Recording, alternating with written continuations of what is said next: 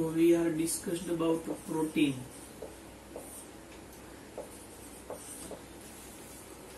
So protein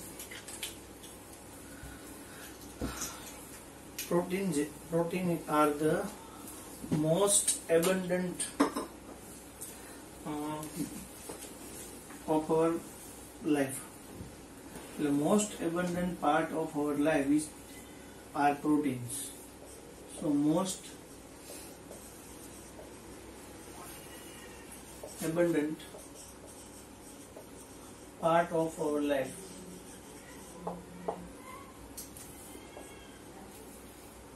then in which compound or substance એમાંથી આપણે protein મળે? Milk, cheese, peanuts, fish, meat, eggs, આ બધામાંથી પ્રોટીન મળે. પ્રોટીન છે એ મેઇન ફંક્શન ઓફ લાઈફ છે. Main function of life. બીજું, જે occurs every part in the body. બધા પાર્ટમાં એ આપણા બોડીની અંદર છે એ હેલ્પફુલ છે બનવા માટે કે જરૂરી છે. બરાબર? એટલે બધા બોડી પાર્ટ્સ હોય એની માટે એ જરૂરી છે. એનું મેઇન રીઝન તમને કહું કે એવરી બોડીના ટિશ્યુઝ હોય કે સેલ્સ હોય, બરાબર, એને શું થાય, ઘસારો લાગે અને પછી એમાંથી શું થાય કે ન્યૂ ટિશ્યુઝ છે એ બને. સો એ જે ટિશ્યુઝ છે એ આપણા બોડીમાંથી જેનું વર્ક છે એ કમ્પ્લીટ થઈ ગયું છે. સો એનું પ્લેસ કોણ લે? એનું રિપ્લેસ થઈને ન્યૂ ટિશ્યુઝ આવે, ન્યૂ સેલ્સ આવે. સો એ બધા માટે કોણ ઇમ્પોર્ટન્ટ છે? પ્રોટીન્સ ઇમ્પોર્ટન્ટ છે. પ્રોટીન્સ હોય એનો મોલેક્યુલર વેઇટ છે 20,000 ટુ સ્ટાર્ટ કરીને 2 કરોડ સુધી હોય. સો 20,000 ટુ સ્ટાર્ટ કરીને 2 કરોડ સુધી એ પ્રોટીન છે એનો મોલેક્યુલર વેઇટ હશે. એન્ડ ધેન આ પ્રોટીન્સ છે એ બધા પ્રોટીન્સ છે એ polymer of alpha amino acids. એટલે પોલિમર્સ ઓફ બધા શું છે? આલ્ફા એમિનો એસિડ્સ ના બધા પોલિમર્સ છે. એની અંદર મેઇન કાર્બન, હાઇડ્રોજન, ઓક્સિજન ઓર નાઇટ્રોજન છે એ મેઇન એલિમેન્ટ તરીકે હોય. નોન મેટલ તરીકે એમાં સલ્ફર ઓર ફોસ્ફરસ હોય. અને અગેન બીજા મેટલ છે એની અંદર કોણ હોય? Fe, Cu, Mn ઓર Zn. આ અધર એલિમેન્ટ તરીકે મેઇનલી એમાં હોય CHON, sulphur, phosphorus, Fe, Cu, Mn ઓર Zn. સો પ્રોટીન છે એનું આપણે હાઇડ્રોલિસિસ કરીએ. સો એમાંથી આપણને પેપ્ટાઇડ બોન્ડ મળે અને જે પેપ્ટાઇડ બોન્ડ હોય એનું હાઇડ્રોલિસિસ કરીએ. સો એમાંથી આપણને શું મળશે? એમિનો એસિડ્સ મળશે. બરાબર? સો એ એમિનો એસિડ્સ હોય એ 20 ટાઈપના એમિનો એસિડ છે એ આપણા માટે નોન એસેન્શિયલ એમિનો એસિડ હોય. એમિનો એસિડ ના ટાઈપ હોય, બરાબર છે, ન્યુટ્રલ હોય, એસિડિક હોય, બેઝિક ઓર એસેન્શિયલ ઓર નોન એસેન્શિયલ, આ ટાઈપના એમિનો એસિડ્સ હોય. પણ જનરલ એનું એમિનો એસિડ હોય એનું ફોર્મ્યુલા આવી રીતે હોય NH2CHR COOH. હવે તમને એવું શીખવાડ્યું હતું કાર્બોક્સિલિક એસિડ હોય અને અત્યારે કહું તમને મેઇન રિએક્ટિવ ગ્રુપ હોય એના પછીનો કાર્બન, એના પછીનો કાર્બન, એના પછીનો કાર્બન. સો મેઇન રિએક્ટિવ ગ્રુપ હોય પછીનો કાર્બન આલ્ફા હોય, બીટા હોય, ગામા હોય ઓર ડેલ્ટા હોય. એટલે મેઇન કાર્બોક્સિલિક એસિડ છે એના પછીના જે કાર્બન હશે આપણી માટે આલ્ફા, બીટા, ગામા ઓર ડેલ્ટા ટાઈપના હશે. સો આ મેઇન કાર્બોક્સિલિક એસિડ છે એના પછીનો જે કાર્બન છે, બરાબર, એ આપણી માટે આલ્ફા કાર્બન છે. અને આલ્ફા કાર્બન હોય એના પર NH2 ગ્રુપ હોય. સો આલ્ફા કાર્બન ઉપર NH2 ગ્રુપ છે તો આપણે એને શું કહેશું? એમિનો ગ્રુપ આલ્ફા કાર્બન પર છે એટલે આલ્ફા એમિનો ઓર કાર્બોક્સિલિક એસિડ છે એનો શું આવશે? એસિડ. સો એટલે આપણે એને શું કહીએ છીએ? Alpha amino acid. એટલે કાર્બોક્સિલિક એસિડ નો નિયર અબાઉટ જે કાર્બન હોય એને આલ્ફા કહેવાય. અને એ આલ્ફા કાર્બન ઉપર શું છે? એમિનો ગ્રુપ છે, એટલે આપણે એને આલ્ફા એમિનો એસિડ તરીકે બોલીએ. એટલે 20 ટાઈપના એમિનો એસિડ છે એ આપણા માટે શું હશે? રિક્વાયરમેન્ટ છે. તો 20 ટાઈપના એમિનો એસિડ છે એ આપણા માટે શું છે? રિક્વાયર્ડ છે. પ્રોટીન હોય એનું હાઇડ્રોલિસિસ કરીએ તો એમાંથી પેપ્ટાઇડ બને છે. પેપ્ટાઇડનું હાઇડ્રોલિસિસ કરીએ તો આપણને એમાંથી શું મળશે? એમિનો એસિડ મળે. તો આ ટાઈપના એમિનો એસિડ હશે. જ્યાં આગળ આપણે આર હશે, રિએક્ટિવ ગ્રુપ એઝ આર હશે, સો આપણને એમાંથી ડિફરન્ટ એમિનો એસિડ છે એ મળે. સો સ્ટાર્ટિંગ છે એ આપણી માટે આ પ્રોટીન છે. હવે કેવું છે? અત્યારના સિનારીઓ પ્રમાણે દરેક ઈચ અને એવરી પર્સન છે ને પ્રોટીન પોતાના જે મેઇન ફૂડ તરીકે ઓછું લે.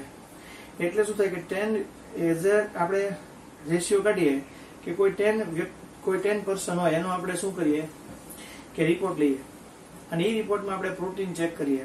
સો એમાંથી પ્રોટીનનું લેવલ છે એ એવરેજ કરતા બિલો આવશે 9%માં. સો 9% હશે, 10% માંથી 9%માં પ્રોટીન હશે જ નહીં. એટલે આપણે પ્રોટીન ઓછું લઈએ. એટલે પ્રોટીન છે એની ડેફિશિયન્સીથી આપણને શું થાય? બધા અલગ અલગ પ્રકારના ડિસીઝ થાય. એટલે પ્રોટીન આપણા મેઇન ફૂડ તરીકે હોવું જ જોઈએ, બરાબર. સો પ્રોટીન છે એ એબ્સન્સ હશે આપણા ફૂડની અંદર તો આપણને બીજી કોઈ પણ ડિસીઝ કે ક્રોનિક ડિસીઝ ઓર એક્યુટ ડિસીઝ છે એ ટાઈપના ડિસીઝ થઈ શકે. એટલે પ્રોટીન છે એ ઓછું લેવાય. એનું મિનિંગ તમને કહું કે જો પહેલાના ટાઈમમાં શું હતું? બધા મેનુ ફિક્સ હતા, બરાબર છે. જે આપણે કહીએ ઋષિ મુનિઓની બધા મેનુ આપતા કે નહીં, બુધવાર હોય તો મગ થવા જોઈએ, ગુરુવાર હોય તો દૂધી ચણા થવા જોઈએ, દૂધી ચણાની દાળ થવી જોઈએ, સેટરડે હોય તો આપણી માટે અડદની દાળ હોવી જોઈએ. તો આ બધી વસ્તુ છે એ એસેન્શિયલ હતી, કમ્પલસરી હતી કે એવું હોવું જોઈએ, બરાબર. સો એ બધી વસ્તુ છે એ નથી. એટલે આ બધા ડિસીઝ ને એ બધા અલગ અલગ ટાઈપના આવે. એટલે આપણા છે એ મેઇન ફૂડ તરીકે પ્રોટીન છે એ અવેલેબલ હોવું જોઈએ. ને પ્રોટીન આપણે ટાઈપ જોઈએ, ન્યુટ્રલ છે, acidic or basic amino acids. તો આપણે neutral, acidic or basic amino acid જોઈએ. હવે આ જે પ્રોટીન્સ હોય એના નામ બધા કઈ રીતે આપેલા છે, એના નેમ કઈ રીતે થાય? શું એવું હોય કે કોઈ પ્રોટીન છે એ આપણને ગ્લાયકોઝ છે, તો એ સ્વીટ છે એટલે એનું નામ ગ્લાયકોઝ છે. એના પરથી એનું નામ આવે ગ્લાયસીન. એવી રીતે સિમિલરલી બીજી વાત કહું તમને, કોઈ છે ટાયરોસ છે તો એના પરથી આવે ટાયરોસિન. ટાયરોસ નો મિનિંગ થાય ચીઝ. એના પરથી આપણા માટે આવશે શું? ટાયરોસિન. ઓકે. સો આ ટાઈપમાં હોય. સેકન્ડરી ટાઈપનો એમિનો એસિડ છે. એ સેકન્ડરી ટાઈપના એમિનો એસિડ નું નામ છે પ્રોલિન. સો એ સેકન્ડરી એમિનો એસિડ છે. ઓકે. સેકન્ડરી એટલે આપણે જોઈ ગયા હતા કે ગ્લુકોઝમાં કે OH સાથે રિલેટેડ કાર્બન બીજા બે હારે જોડાયેલ હોય. તો એમાં અહીંયા આ પ્રોટીન છે એમાં એમિનો એસિડ ગ્રુપ હોય કે કાર્બોક્સિલિક એસિડ હોય, બીજા ટુ હારે એંગેજમાં હોય. સો પ્રોટીન હોય એના ટાઈપ જોઈએ આપણે, neutral amino acid, acidic or basic amino acid. Neutral, acidic और basic amino acid, neutral, acidic और बेसिक एमिनो एसिड. सो कई રીતે ટાઈપ પડ્યા? NH2, CHR, COOH. So R group હોય, રિએક્ટિવ ગ્રુપ. સો એ R ગ્રુપ હોય ત્યાં આગળ એવા સબસ્ટન્સ જોડાય કે જેનાથી એમિનો અને કાર્બોક્સિલિક નું પ્રમાણ બે જળવાતું હોય, એટલે બે ઇક્વલ રહેતું હોય. એમિનો ગ્રુપ ઓર કાર્બોક્સિલિક ગ્રુપ બે સેમ રહેતું હોય તો આપણા માટે ન્યુટ્રલ એમિનો એસિડ હોય. સો ન્યુટ્રલ એમિનો એસિડ છે ગ્લાયસીન और एलेनाइन. હવે R as a R acidic એટલે કાર્બોક્સિલિક એસિડ ગ્રુપ થી વધારે જોઈન્ટ થતું હોય. જે કાર્બોક્સિલિક એસિડ ગ્રુપ વધારે જોઈન્ટ થતું હોય તો એસિડિક એમિનો એસિડ છે. તો એસિડિક એમિનો એસિડ હોય એનું નામ છે aspartic acid or glutamic acid. So aspartic and glutamic acid. Basic amino acid હોય તેમાં NH2 ગ્રુપ વાળા ગ્રુપ છે એ વધારે એડ થતા હોય તો આપણે એને બેઝિક એમિનો એસિડ કહેવાય. એમાંના નામ છે લાઇસિન ઓર આર્જિનિન. લાઇસિન ઓર આર્જિનિન. સો આ બધા આપણા માટે કેવા છે? બેઝિક એમિનો ગ્રુપ છે. એટલે બેઝિક ગ્રુપ છે એમાં વધારે એડ થતા હશે. R તરીકે શું હશે? R તરીકે ફ્રી ચેઇન સ્ટ્રક્ચર હોય, હાઇડ્રોકાર્બન ચેઇન હોય, એરોમેટિક હોય, બરાબર, ચેઇન સ્ટ્રક્ચર હોય, હાઇડ્રોકાર્બન હોય, હાઇડ્રોકાર્બન રિંગ હશે, એરોમેટિક રિંગ હશે, ચેઇન સ્ટ્રક્ચર હશે, ફ્રી ચેઇન હશે, તો એ બધા આપણી માટે આર ગ્રુપ તરીકે એડ થયા હોય, તો એ આર તરીકે બધું જોડાઈ શકે. હવે હું તમને કહું કે કઈ રીતે બધા એમિનો એસિડના ટાઈપ પડ્યા છે, તેમાં એસેન્શિયલ અને નોન એસેન્શિયલ છે, એ કઈ રીતે છે. તો ટાઈપ ઓફ એમિનો એસિડ, એમાં આપણે જોયું હમણાં ન્યુટ્રલ, એસિડિક અને બેઝિક, પણ એમાં બે ટાઈપ બીજા પણ પડે, નોન એસેન્શિયલ અને એસેન્શિયલ. એસેન્શિયલ એમિનો એસિડ છે જે આપણે બહારથી ફૂડ દ્વારા લેવું પડે, અને આ છે એ આપણું બોડી તે પ્રોડ્યુસ કરે. એટલે જે બોડી પ્રોડ્યુસ કરે એને આપણે બહારથી ફૂડ દ્વારા લેવાની જરૂર પડતી નથી, અને જે બહારથી ફૂડ દ્વારા આપણે ઇન્ટેક કરવું પડે, લેવું પડે, સો એ આપણા માટે શું છે, એસેન્શિયલ છે. નોન એસેન્શિયલ જે આપણા માટે એમિનો એસિડ છે એની માટે આવું સૂત્ર છે, ફોર્મ્યુલા છે, મિસ્ટર લાલુ ની ફી આવે હિસ્ટ્રીથી. સૂત્ર આવી રીતે છે, તમને હું કહેતો જાઉં, તમે ધ્યાન આપજો. મિથિયોનિન, લાઇસિન, લ્યુસિન એન્ડ આઇસોલ્યુસિન, નીનું કાંઈ નથી, ફિનાઇલ એલેનાઇન, આર્જિનિન, વેલિન, હિસ્ટિડીન, ટ્રિપ્ટોફાન,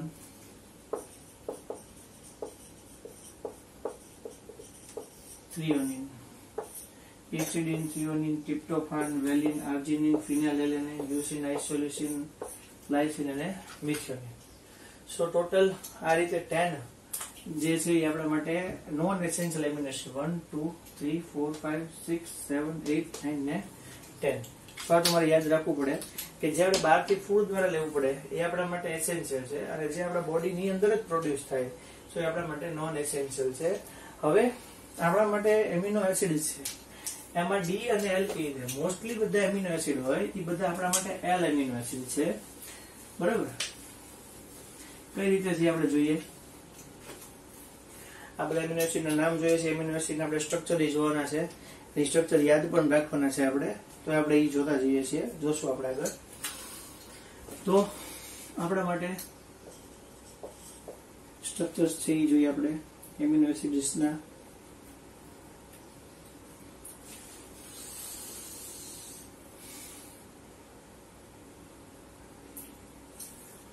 એસેન્શિયલ અને નોન એસેન્શિયલ જોઈએ પછી COOH ગ્રુપ ઉપર હોય, વચ્ચે સી હશે, નીચે આર હશે, NH2 ગ્રુપ રાઈટ સાઈડ હશે અને H લેફ્ટ સાઈડ હશે. સિમિલરલી આ COOH છે, આ સી છે, NH2 છે, આ H और નીચે આર છે. હવે NH2 ગ્રુપ છે એ આપણી માટે રાઈટ સાઈડ હશે, સો આપણા માટે ડી એમિનો એસિડ છે. જો એમિનો એસિડ છે એ લેફ્ટ સાઈડ હશે તો આપણા માટે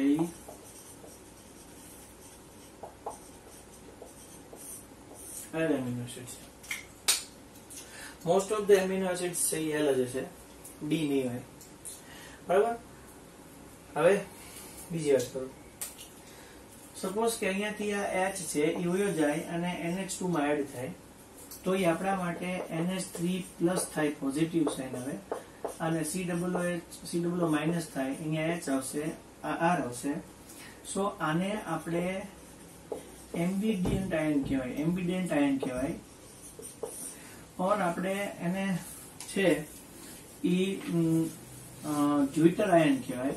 સો એ આપણી માટે જ્યુટર આયન છે, એમ્બિડેન્ટ આયન છે, બરાબર. સો એ બે તરીકે વર્તે, એટલે એ એસિડિક નેચર તરીકે વર્તે અને બેઝિક નેચર તરીકે વર્તે, એમ્ફોટેરિક ઇન નેચર. સો એ આપણી માટે શું થશે, એમ્ફોટેરિક ઇન નેચર આવશે, બરાબર. એટલે બે બાજુ વચ્ચે એસિડિક અને બેઝિક બંને નેચરમાં વર્તે તો આપણે જ્વિટર આયન કહેવાય. સો એમ્ફોટેરિક ઇન નેચર થશે. સો એના પરથી આખી એક થિયરી છે. સો પ્રોટીન છે, એમિનો એસિડ છે, એ આપણા માટે zwitterion behave as a zwitterion. તો આપણે એ જે થિયરી છે એને આપણે લર્ન કરવાનું છે, એ એફર્ટ કરીએ. Amino acid behaves as a zwitterion. Amino acids આપણે જોઈએ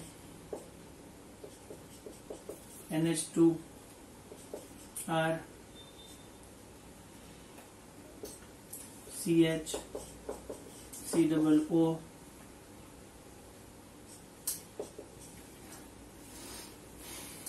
NH3+ O-. હવે આમાં આપણે H+ એડ કરીએ, એસિડિક મીડિયમ એડ કરીએ. આ આપણી માટે જ્વિટર આયન છે. આમાં આપણે એસિડિક મીડિયમ એડ કરીએ, CH. હું H એડ કરીશ, સો એ OH થઈ જશે. આ O- એ H સાથે કમ્બાઈન થઈને OH થઈ જશે. સો એ NH3+ તરીકે બિહેવ કરશે. આ કઈ રીતે આવી તમને ખબર હશે. આ CH R COOH NH2 હતું.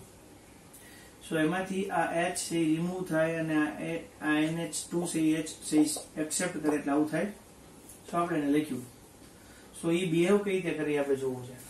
સો અહીંયા H+ એડ કર્યું તો એ આપણા માટે આ આખો સ્ટ્રક્ચર છે એ પોઝિટિવ કેટાયન તરીકે એટલે પોઝિટિવ આયન તરીકે બિહેવ કરશે.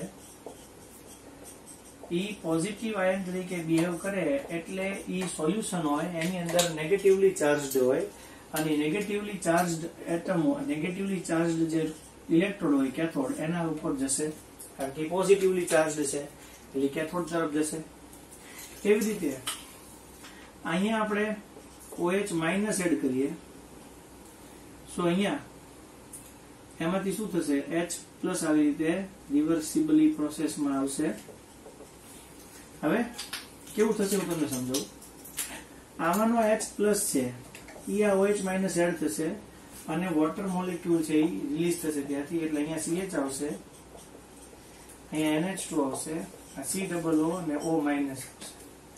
સો આ નેગેટિવલી ચાર્જડ આયન છે, બરાબર. નેગેટિવલી ચાર્જડ આયન એટલે ઈ પોતે એનોડ ઉપર છે, એનોડ ઇલેક્ટ્રોડ ઉપર જશે એટલે એનોડ છે એના ઉપર છે ઈ પોતે પાસ થશે અને ત્યાંથી સોલ્યુશન થ્રુ એનોડ ઉપર છે ડિપોઝિટ થશે. પણ હવે જો આવો આયન હોય કે જે પોઝિટિવલી ને નેગેટિવલી બંને ચાર્જડ હોય, સો નહીં એનોડ તરફ જાય નહીં કેથોડ તરફ જાય, સો ત્યારે ઈ જે પોઈન્ટ આવે ઈ પોઈન્ટને આપણે PI કહીએ છીએ. એને આપણે કહીએ છીએ આઇસો ઇલેક્ટ્રોનિક પોઈન્ટ કહીએ છીએ. સો એ આઇસો ઇલેક્ટ્રોનિક પોઈન્ટ છે ઈ એમિનો એસિડ હોય એની માટે ડિફરન્ટ હોય. સમ એમિનો એસિડ હોય એની માટે 5.5 to 6.3 છે એના રેશિયોમાં હશે, બરાબર. અને ઈ જે એમિનો એસિડ હશે આવા ટાઈપના એમિનો એસિડ છે એને ડિફરન્શિએટ કરવા માટે ઇલેક્ટ્રોફોરેસિસ ટાઈપની મેથડનો યુઝ થાય. ઇલેક્ટ્રોફોરેસિસ ટાઈપની મેથડનો યુઝ થાય ઓર ક્રોમેટોગ્રાફીનો યુઝ થાય. So chromatography and electrophoresis surface કેમિસ્ટ્રીમાં આવશે. So electrophoresis and chromatography are used to differentiate amino acid. So આ આપણી માટે પોઝિટિવ ને નેગેટિવલી ચાર્જ આયન હતા. આપણે H+ એડ કર્યો, H+ અહીંયા એડ થયો એટલે આપણી માટે પોઝિટિવ થયો. પોઝિટિવલી ચાર્જ આયન હશે તો એ આપણે કેથોડ ઉપર જશે. એવી રીતે આ OH- અને આનો H+ થયો તો આ નેગેટિવલી ચાર્જ આયન છે તો નેગેટિવલી ચાર્જ આયન છે એ પોતે એનોડ તરીકે બિહેવ કરશે એટલે એનોડ તરફ છે એ જશે. પણ એવું થાય કે જ્યારે એ પોતે પોઝિટિવ અને નેગેટિવ બંને આયન તરીકે વર્ક કરે ત્યારે એનોડ કે કેથોડ કોઈ તરફ જશે નહીં. તો ત્યારે એવા પોઈન્ટને આપણે આઇસો ઇલેક્ટ્રોનિક પોઈન્ટ કે જેમ PH આવે એમાં PI આવે આની આઇસોઇલેક્ટ્રોનિક પોઈન્ટ છે એમિનો એસિડ માટે 5.5 to 6.3 હશે. ઇલેક્ટ્રોફોરેસિસ ક્રોમેટોગ્રાફીથી આપણે એને ડિફરન્શિએટ કરીને જુદા પાડી શકીએ અને મેળવી શકીએ. ઓકે, સો આપણી માટે જ્યુટર આયન હતું. હવે આપણી માટે આવે છે પેપ્ટાઇડ બોન્ડ્સ. આપણે પેપ્ટાઇડ બોન્ડ છે એ જોવું છે. તો આપણે પેપ્ટાઇડ બોન્ડ છે એના તરફ જઈએ. પેપ્ટાઇડ બોન્ડ છે આપણે શીખીએ.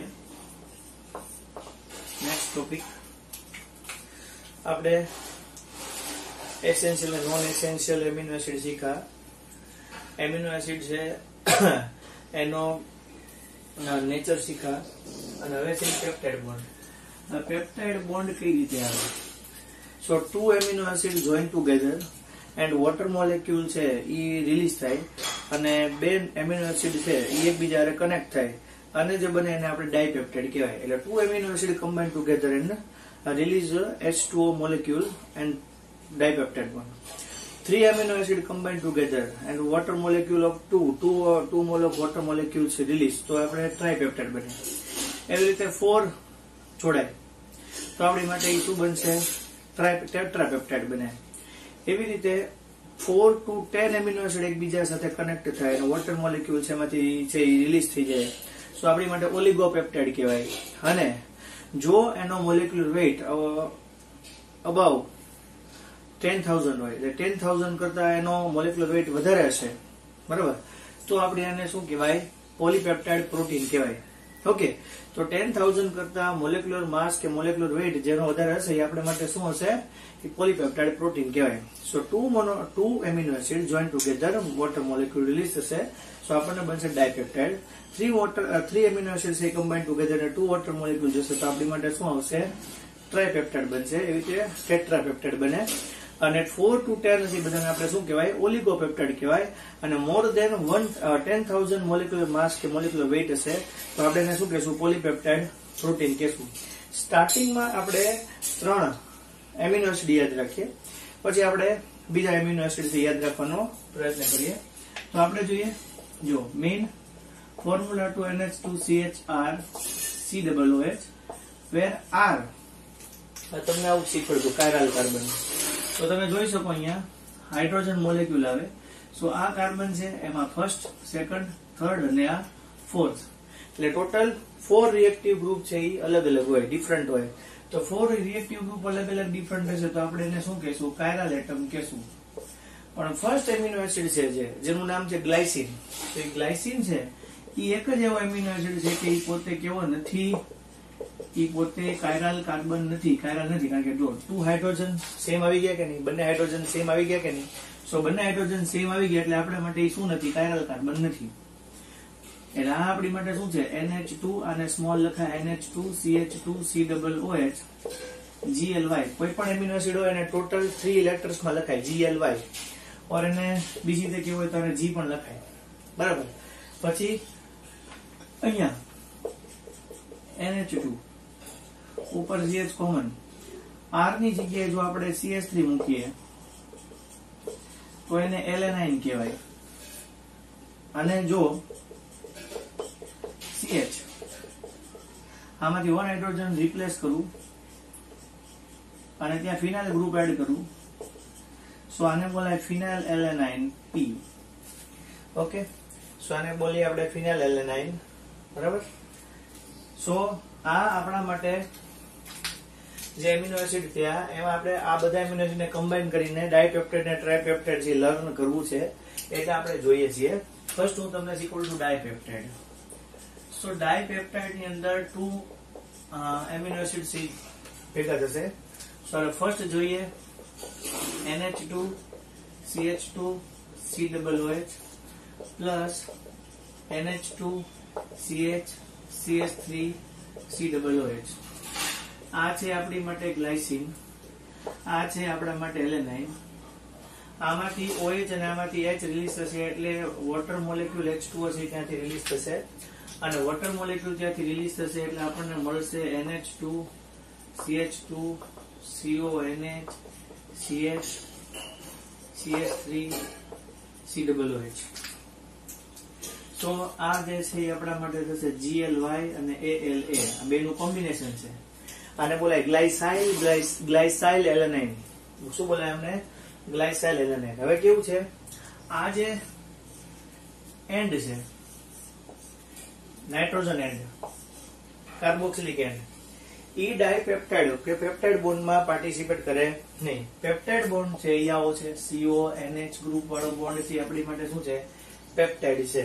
ઓકે, હવે હું 3 ને કમ્બાઈન કરું છું, ગ્લાયસાઇલ એલેનાઇન અને ફિનાઇલ એલેનાઇન. તો એમાં શું આવે છે જુઓ તમે, NH2 CH2 COOH. હું જે ફિનાઇલ એડ કરું તો NH2 CH CH2 COOH. અહીં આપણે એડ કરી દઈએ એલેનાઇન.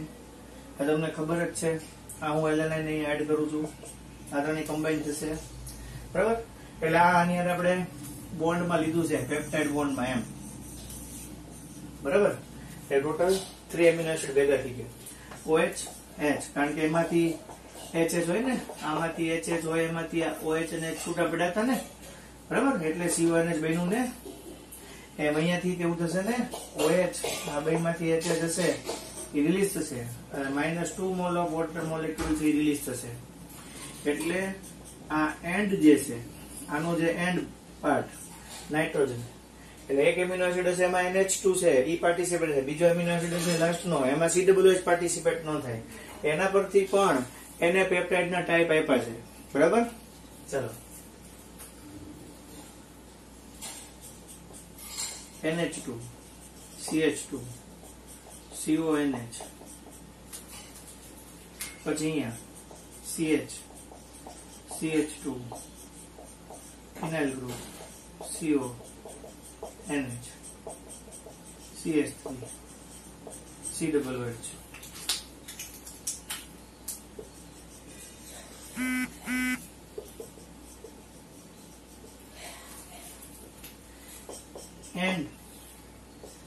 એન્ડ વાળા પોલીપેપ્ટાઇડ, અને આમાં C એન્ડ વાળા પોલીપેપ્ટાઇડ.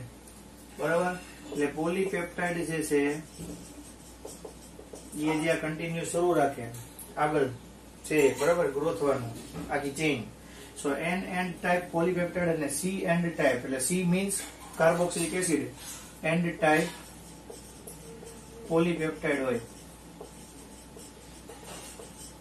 પર હવે કેવું હોય, તમને આમાં આગળ લઈ જાઓ કે મેં A ટાઈપ નો લીધો, B ટાઈપ નો અને C ટાઈપ ના પોલીપેપ્ટાઇડ લીધા. જો તમે યાદ રાખજો, ગ્લાયસિન શું છે, એલેનાઇન શું છે, ફિનાઇલ એલેનાઇન. હું તમને બીજા 7 આજે યાદ રખાવું છું, એટલે ટોટલ આપણે 10 આજે યાદ રાખીએ છીએ પોલીપેપ્ટાઇડ, એટલે એમિનો એસિડ. કારણ કે એમિનો એસિડ છે એ બુક ની એક્ઝામમાં પૂછાય છે કે વેલેન્ટ ટાઈપ નો હોય તેમાં R ની જગ્યાએ શું આવે, તો આપણે યાદ રાખવું પડશે.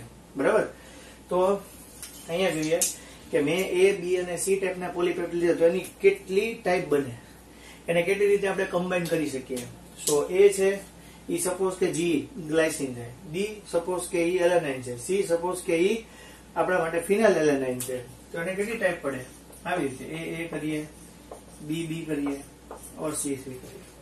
A હોય તો A હોય તો શું જોડાશે, BC, और અહીંયા શું આવશે, CB. B જોડાશે તો B ની અંદર શું આવશે, CA, और શું આવશે, SB. C આવશે તો એની અંદર શું આવશે, AB, और શું આવશે અહીંયા BA. તો ટોટલ આની 6 ટાઈપ થશે. એ 6 ટાઈપ છે એ એની અંદર કમ્બાઈન થઈને જોડાઈને આપણને આટલા ટાઈપના પેપ્ટાઇડ જે બનશે. ઓકે, સો N ટાઈપ ને C ટાઈપ થઈ ગયું. હવે બીજું તમને શીખવાડવાનું છે કે આપણે હમણાં જોયું જ્વિટર આયન. સો જ્વિટર આયન, સોરી, હા જ્વિટર આયન જોયું, એમાં આઇસો ઇલેક્ટ્રોનિક પોઈન્ટ જોયું PI, કે જ્યારે ઈ પોતે પોઝિટિવ હોય અને નેગેટિવ હોય.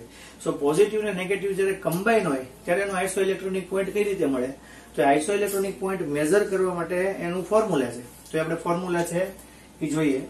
સો ડાયપેપ્ટાઇડ ટ્રાયપેપ્ટાઇડ જેવું, અને હજી આગળ જઈએ તો પોલીપેપ્ટાઇડ થાય. એમાં NH2 છે એ એક સાઈડ નો ભાગ હોય તો આપણે N એન્ડ ટાઈપ પોલીપેપ્ટાઇડ કહેવાય.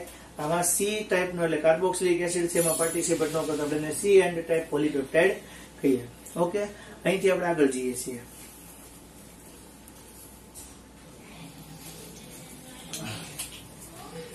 એમ્ફોટેરિક આયન, જ્વિટર આયન ઓર ઇન્ટરનલ સોલ્ટ. એની માટે ફોર્મ્યુલા છે PI = PK1 + PK2. So PK1 pK1 for cation or pK2 for anion.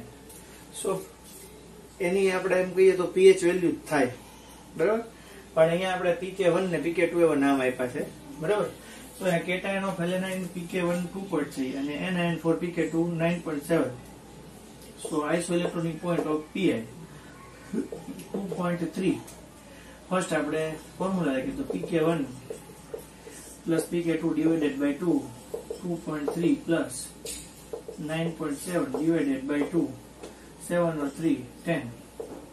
10 and 2, 12. 12 divided by 2 means 6. Basic amino acid for lysine. Lysine માટે આ આપણને table આપેલું છે આવી રીતે, બરાબર. એ જે ટેબલ આપ્યું છે એમાં આ જોવે છે આપણે. સો આ બેને કમ્બાઈન કરીએ તો આપણને આની વેલ્યુ મળી જાય. સો આને કહીએ આપણે pK1, આને કહીએ pK2, આને કહીએ pK3, તો આને કહીએ pK4. સો આપણે અહીંયા pK3 માટે જોવે છે Pi, તો આપણે એવું કરશું pK2 plus pK4 divided by 2, 8.95 plus 10.53 divided by 2, 5 or 3, 8, 5 or 9, 4, 14 એટલે 11 and 9 divided by 2, 9.7 ને 4, 9.74. ઓકે. સો આ ટાઈપના તમને ક્વેશ્ચન પૂછવા હોય તો આવડો છે. હવે આપણે પ્રોટીન માટેના જે એમિનો એસિડ છે એ એમિનો એસિડ માટેને આપણે એમિનો એસિડ યાદ રાખીએ. ટોટલ 10 એમિનો એસિડ આપણે યાદ રાખો છે, તો આપણે યાદ રાખીએ.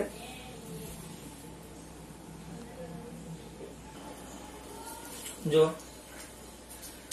આપણા માટે આ એમિનો એસિડ એમાં R, જે R છે એની જગ્યાએ આપણે જો આ H રાખીએ તો મેં તમને કીધું હમણાં, તમે ત્રણ યાદ રાખ્યા એમાં NH2CH, ખાલી હું H મૂકો એટલે CH2 થઈ જાય એટલે COOH. શું આપણી માટે શું છે? ગ્લાયસીન છે. ટોટલ આપણે 10 આજે યાદ રાખવા છે, 10 આજે યાદ રાખવા છે. તો 1 2 3 4 5 6 7 8 9 અને 10.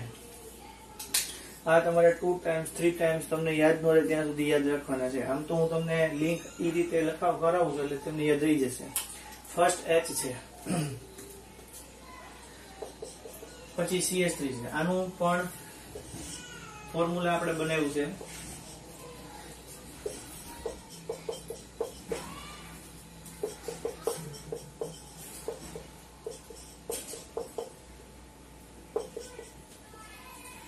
गौली का फैन कौन है दी? गौली का फैन कौन है दी? એમ આપણે યાદ રાખવાનું છે. તો જો અહીંયા CH3 આવ્યું તો આપણી માટે એલેનાઇન છે, બરાબર. તો એલેનાઇન એટલે એવી રીતે અહીંયા CH. હવે જો તમને થોડું શીખવાડું ધ્યાન આપજો કે આ CH છે, અહીંયા CH3 છે. Total number of carbon is 3, તો પ્રોપાઇલ, બટ એની બ્રાન્ચ પડે ને તો આપણે એને આઇસોપ્રોપાઇલ કહેવાય. તો આપણી માટે આ આઇસોપ્રોપાઇલ છે. સો આઇસોપ્રોપાઇલ ગ્રુપ હોય તો એનું નામ વેલિન છે. H હોય તો આપણી માટે શું છે? ગ્લાયસીન છે. CH3 હોય તો આપણી માટે શું છે? એલેનાઇન છે. પણ જો આપણી માટે આઇસોપ્રોપાઇલ ગ્રુપ હોય તો એ શું છે? આપણી માટે વેલિન છે, વેલાઇન છે. ઓર જો એમાં એક CH2 એડ થાય, એમાં એક CH2 એડ થાય તો એ આપણા માટે શું છે? લ્યુસીન છે. હવે આ ચેન્જ થઈ જાય એટલે CH3 આવે, એના બંનેનું પોતાનું પ્લેસ ટ્રાન્સફર થઈ જાય. સો એને લ્યુસીન માંથી શું કહેવાય? આઇસોલ્યુસીન થઈ જાય. આ આપણા માટે શું થાય? સેકન્ડરી બ્યુટાઇલ થાય, આપણા માટે આઇસોબ્યુટાઇલ થાય. એવી રીતે નામ આવે, બરાબર. તો CH જે સાથે જોડાયેલો હોય પરથી આઇસોબ્યુટાઇલ ને સેકન્ડરી બ્યુટાઇલ એવા નામ આવે. પણ આપણે તમે ઓર્ગેનિક શીખશો એટલે આવી જશે એવું. પણ આ લ્યુસીન એટલે શું થઈ ગયું? આઇસોલ્યુસીન. તો પેલા અહીંયા સુધી આવડી જવું જોઈએ. અને પછી આ તો તમને શીખવાડું છે ફિનાઇલ એલેનાઇન. પછી તમારા બે જ યાદ રાખવાના છે, એ તમને આવડી જ જશે. એટલે જો પેલું H એટલે ગ્લાયસીન, CH3 એટલે આપણી માટે એલેનાઇન, બરાબર. પછી કોણ આવશે? વેલિન, એટલે આઇસોપ્રોપાઇલ. આઇસોપ્રોપાઇલ મીન્સ વેલિન. પછી આઇસોબ્યુટાઇલ મીન્સ લ્યુસીન, એટલે આપણે એક CH2 વધ્યો. અહીંયા આવતું અહીંયા આવતું એમના શું થઈ ગયું આઇસોલેશન. તમે તે શું કર્યું એ એનો એક પ્રકારનો કન્ફર્મર જ થયો. બરાબર, ચાલો. અને પછી આ ફિનાઇલ એલાનાઇડ એફ થઈ ગયું. ફિનાઇલ એલાનાઇડમાં મેં તમને જો પી લખાયું હોય તો એ તમારા માટે એફ છે. હવે ભૂલથી મેં પી લખી નાખ્યો પણ એફ છે. અને પેલા જયારે આપણે ટ્રાઇપેપ્ટાઇડ શીખતા હતા ત્યારે. પછી જો આમાં બીજો કાંઈ ચેન્જ નથી. જો આ સેમ છે, આ સેમ છે, એટલું આમાં પણ આટલું સેમ છે, આમાં આટલું સેમ છે. બટ આ NH2 છે તો એ આપણી માટે એ બેઝિક એમિનો એસિડ છે. અને ત્યાં આગળ જો OH આવી જાય તો આપણી માટે એ એસિડ થાય.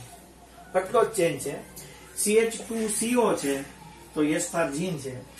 એક CH2 એમાં એડ થાય તો આપણી માટે ગ્લુટામિન છે. આમાં એ જ છે.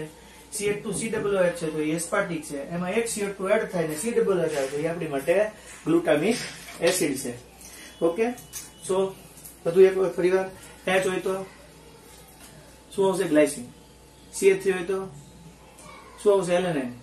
ગૌલી યાદ રાખો તો વાંધો નહીં. V એટલે વેલિન આવશે આઇસોપ્રોપાઇલ. પછી કોણ આવશે? CH2 CH3 આવશે તો શું આવશે? લ્યુસિન. ચેન્જ થઈ જશે તો આઇસોલેશન. ફિનાઇલ એલેનાઇન આવશે. પછી કોણ આવશે? CH2CONH2 આવશે તો આપણા માટે એસ્પાર્જિન. બરાબર. પછી ગ્લુટામિન આવશે તો કોણ આવશે? એક CH2 એડ થશે.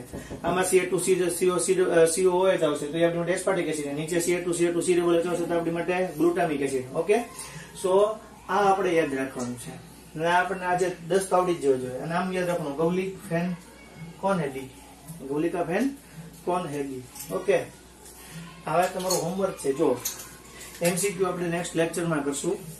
કારણ કે આ જો પ્રોટીન છે એ મોસ્ટલી પૂરું કરું તો હજી થોડો પ્રોટીનનો પાર્ટ બાકી છે. તો હોમવર્કની અંદર શું હશે? આ તમારે હું માનું છું ત્યાં સુધી મિનિમમ 2 કે 3 ટાઈમ્સ કરીને તમારે પોતે હોમવર્ક તમારે 2 થી 3 ટાઈમ્સ, મિનિમમ 2 ટાઈમ્સ.